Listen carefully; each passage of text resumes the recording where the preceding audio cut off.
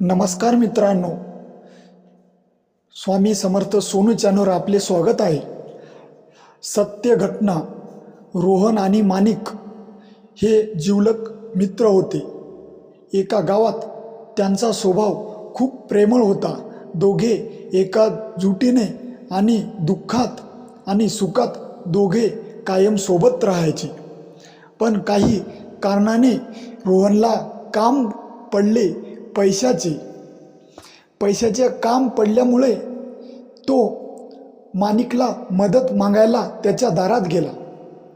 मदत मागायला रोहन माणिकच्या दारात गेला आणि माणिक खूप शांत स्वभावाचा होता आणि रोहन खूप जिवलग मैत्री निभवणारा होता.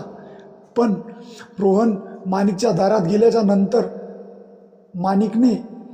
रोहनने माणिकला अडचणी सांगितल्या की मी एक व्यवसाय उभा करणार आहे, तर मला तुझ्या काही मदतीची गरज आहे.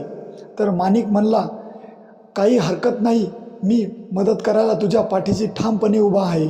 फक्त तू बोल मित्रा, मी तुझी कायम मदत करायला नक्कीच ठामपणे उभा आहे. तर रोहन म्हणाला, अरे मित्रा, अरे माणिक, मला पैशाची गरज आहे. तर माणिक म्हणाला, मी पैसे देतो, सांग किती द्यायचे. तर रोहन म्हणाला, मला 1,00,000ची गरज आहे. तर माणिकने त्याला 1,00,000 रुपये त्याच्या कष्टाचे दिले.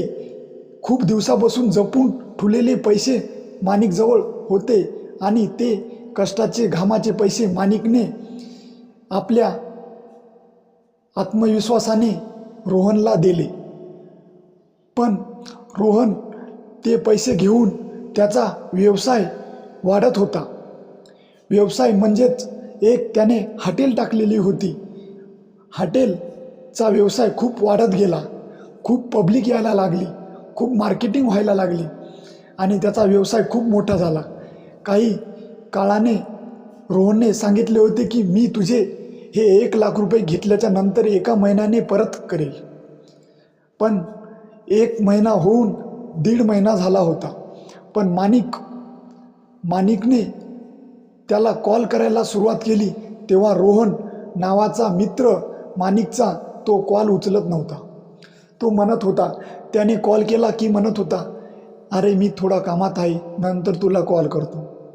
असं म्हणून काही दिवस असंच चाललं. माणिक कॉल करत होता आणि रोहन म्हणत होता, अरे मी कामात आहे, नंतर कॉल करतो, मला लक्षात राहिले नाही, माझ्या मागे खूप काम आहे.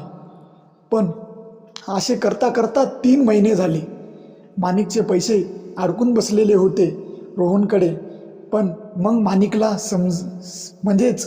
समजू लागले की आपण रोहनला विश्वासाने पैसे दिले, पण तो कॉल करत नाही, व्यवस्थित बोलत नाही, म्हणजेच काहीतरी गडबड नक्की आहे.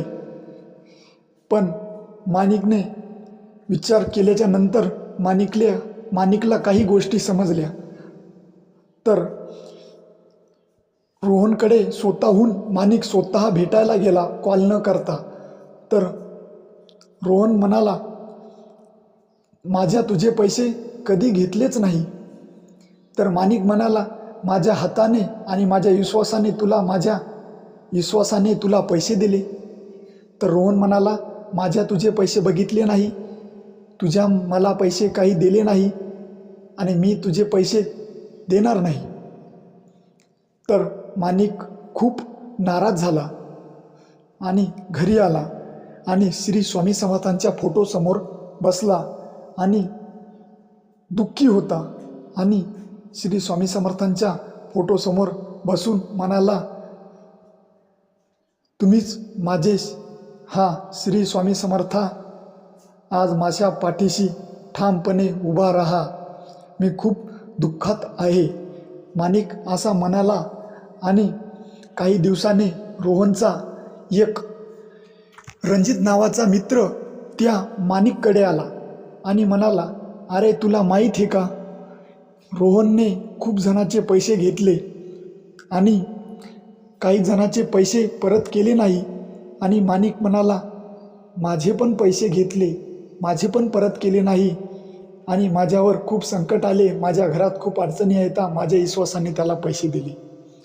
पण पैसे दिल्याच्या नंतर माणिक परत म्हणाला, अरे रोहन, माझे पैसे दे आणि तुझ्या मित्राचे रणजितचे बी पैसे परत कर.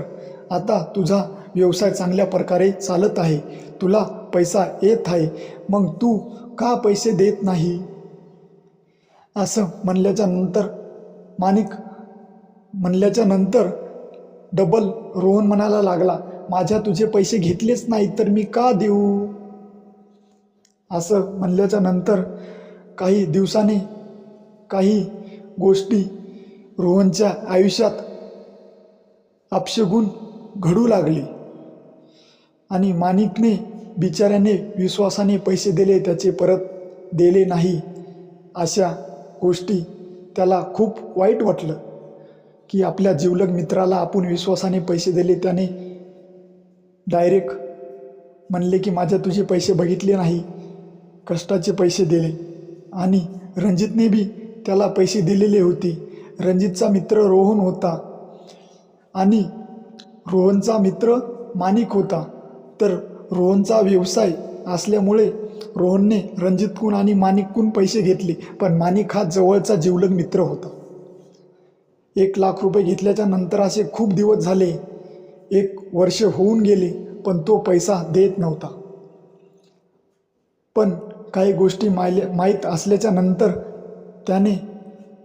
रणजितने माणिकला सांगितल्या काही गोष्टी रोहनच्या, आणि त्या गोष्टीच्या दबावाने माणिकने रोहनला बोलायला सुरुवात केली.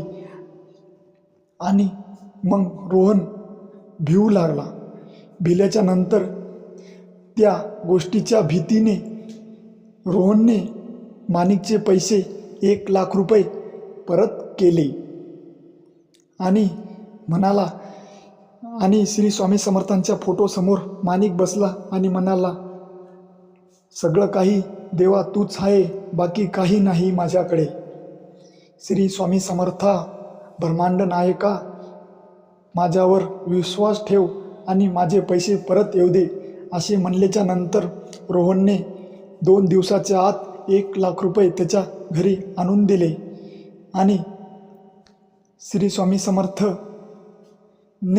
स्वामी समर्थांच्या कृपेने माणिकचे पैसे रोहनकडून परत आले आणि रणजितचे परत भेटले. आणि व्यवसायामध्ये त्याला खूप तोटा झाला. आणि मग रोहनला माहीत झाले की आपण अहंकारी आणि स्वाभिमानी झाल्यामुळे आपला व्यवसाय सगळा आपण स्वतः गर्विष्ठपणाने गमावला आहे आणि माणिक चांगलं आयुष्य जगत आहे आणि आपण गर्विष्ठपणाने, दारूच्या व्यसनाने, अशा व्यसनाने आपण सगळे नरक झालो आहे आणि माणिक आणि रणजित चांगलं आयुष्य जगत आहे. रोहनचं सगळं उद्ध्वस्त झालं आणि माणिक आणि रोहन हे दोघं जिवलग मित्र असल्यामुळे परत माणिकने रोहनची मदत केली आणि मदत करून म्हणले, काही पैशाच्या अडचणी असतील तर मला माग, मला माहीत आहे तू विश्वासघात माझा केला आहे, पण तू एक माझा मित्र आहे, माझा जिवलग मित्र आहे. माणिक असा म्हणल्याच्या नंतर रोहनला खूप वाईट वाटले. रोहनच्या मनामध्ये एकच गोष्ट, आपण 1,00,000 रुपये घेतले आणि याच्यासोबत अस्वाभावी वागलो, तरी पण माणिक मैत्रीच्या नात्याने परत म्हणत आहे की तुला पैशाची अडचण असली तर मला काही सांग, मी तुझी मदत करेल. तर असे रोहनला खूप मनाला वाईट वाटले आणि रोहन म्हणाला, माझं चुकलं. माणिक जिवलग मित्राला म्हणाला, रोहन म्हणाला, माझं चुकलं माणिक, मी असं परत कधीही करणार नाही, आणि रडून त्या माणिकच्या गळ्यात पडला.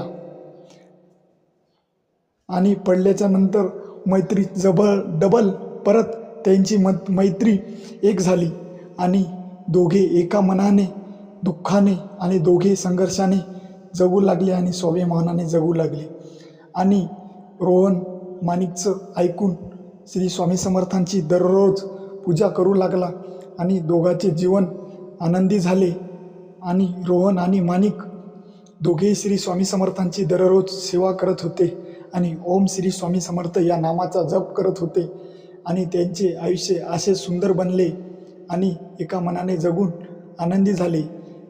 असा अनुभव तुम्हाला सांगितल्याच्या नंतर तुम्ही सोनू समर्थ चॅनलला नक्की सबस्क्राईब आणि लाईक करा. असे व्हिडिओ दररोज मी तुमच्यापर्यंत घेऊन येण्याचा प्रयत्न करेल. ओम श्री स्वामी समर्थ. जय जय स्वामी समर्थ.